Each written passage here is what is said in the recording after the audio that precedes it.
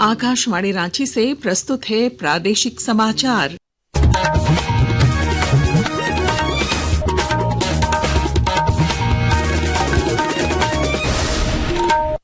नमस्कार, प्रादेशिक समाचारों के साथ मैं पूनम किरकिट्टा।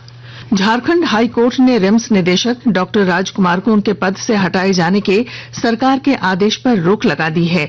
डॉक्टर राजकुमार ने राज्य सरकार के इस आदेश को चुनौती देते हुए हाई कोर्ट में याचिका दाखिल की थी।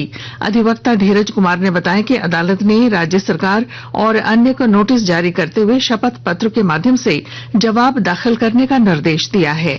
मामले की अगली सुनवाई 6 मई को होगी। अदालत ने तत्काल प्रभाव से 17/4/25 के उस आदेश को स्थगित कर दिया है जिसमें उन्हें हटाने का आदेश दिया गया था और इस मामले की विस्तृत सुनवाई के लिए 6 मई को समय निर्धारित किया है। इस बीच राज्य सरकार एवं अन्य को नोटिस जारी करने एवं शपथ पत्र के माध्यम से जवाब दाखिल करने का निर्देश दिया है। भाजपा सांसद निशिकांत दुबे ने भारत में रह रहे पाकिस्तानी नागरिकों को लेकर बड़ा बयान दिया है।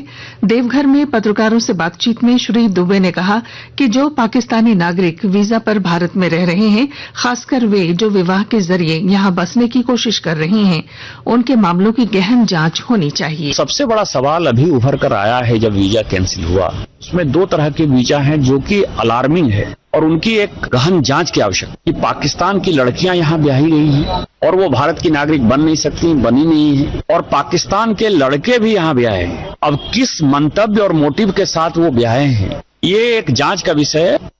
इस बीच झामुमो ने कहा है कि भाजपा पहलगाम हमले से लोगों का ध्यान भटकाने की कोशिश कर रही है। पार्टी के वरिष्ठ नेता मनोज पांडे ने कहा कि पहलगाम नरसंहार सुरक्षा में चूक का नतीजा है और केंद्रीय गृह मंत्री को नैतिक आधार पर इस्तीफा दे देना चाहिए। गृह मंत्री इस्तीफा देते थे जैसा शिवराज सिंह पाटिल ने किया था। वो नैतिकता भी तो दिखलाइए। 2,000 सैलानी जहां जमा है वहां एक सुरक्षाकर्मी डंडा वो पकड़े हुए भी नहीं था। आपका किसकी गलती है? संजोग भी है तो बहुत खतरनाक है, प्रयोग भी है तो और खतरनाक। रांची में सिरमटोली फ्लाईओवर रैंप का विवाद थमने का नाम नहीं ले रहा है। रैंप निर्माण का काम दोबारा शुरू होते ही आदिवासी संगठन फिर से सड़क पर उतर आए हैं। इस बीच भाजपा नेत्री आरती कुजूर ने सरकार पर दोहरी नीति अपनाने का आरोप लगाया है। ये सरना की बात करती है, सरना सर में लोग आंदोलन कर रहे हैं, इस पर क्यों आपका ध्यान नहीं जाता है? ये कौन सी क्या बुआ सरकार है? दोहरा नीति अब नहीं चलेगी। ये बुआ सरकार में पुलिस प्रशासन के द्वारा फोर्सफुली ये काम करवाना कहीं न कहीं सरकार की नीति और नियति में खोट दिखाती है। गिरिडीह में बंधक सीओ को छुड़ाने गए अधिकारियों और अंचल कार्यालय के बाहर धरना दे रहे आंदोलनकारियों के बीच आज झड़प हो गई। इस दौरान पथराव में कई लोग घायल हुए हैं, कई वाहनों को भी क्षति पहुंची है। हालात काबू में करने के लिए पुलिस को लाठीचार्ज करनी पड़ी।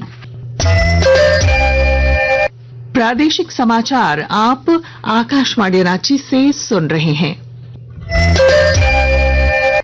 कोडरमा के झुमरे तिलैया में आयोजित कांग्रेस पार्टी के संगठनात्मक और समीक्षा बैठक में भाग लेने पहुंचे स्वास्थ्य मंत्री डॉक्टर इरफान अंसारी को विरोध का सामना करना पड़ा। दर्जनों महिलाएं हाथों में तख्तियां लेकर कार्यक्रम स्थल पर पहुंची और मंच पर बैठे मंत्री के सामने एक मामले को लेकर सीओ को बर्खास्त करने की मांग करने लगी। किसी तरह महिलाओं को शांत कराया गया। डॉक्टर अंसारी ने भरोसा दिया कि उनकी समस्याओं का समाधान किया जाएगा।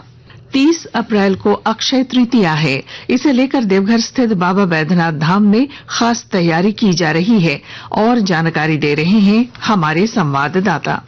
30 अप्रैल को अक्षय तृतीया के अवसर पर देवघर बाबा भोलेनाथ का महासिंगार किया जाएगा। जिला प्रशासन एवं मंदिर प्रबंधन इसको लेकर विशेष तैयारी करने में जुट गया है। किसी भक्त का सिंगार बाबा बैद्यनाथ के मंदिर में नहीं अर्पण होगा।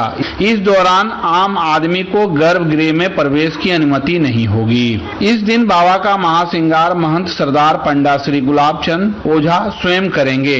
आशीष कुमार अम्बस्ट, आकाशवाणी समाचार, देवघर। पूर्वी सिंहभूम जिले के घाटशिला के मऊ भंडार चौक की दुकानों में भीषण आग लग गई। इसमें कम से कम 5 दुकानें जलकर राख हो गईं। उधर लातेहार जिला मुख्यालय के खेल स्टेडियम स्थित सीएम एक्सेलेंस विद्यालय परिसर में भी आज सवेरे 10 बजे अचानक आग लग गई। गुमला जिले में भीषण सड़क हादसे में एक ही परिवार के 3 लोगों की मौत हो गई। तीनों आपस में भाई थे। ये युवक बाइक से चंदाली से घाघरा जा रहे थे, तभी एक अज्ञात गाड़ी की चपेट में आ गए। और इसके साथ ही आकाशवाणी रांची से प्रादेशिक समाचार का ये बुलेटिन समाप्त हुआ। अगला प्रादेशिक मुख्य समाचार शाम 4 बजे प्रसारित किया जाएगा। नमस्कार।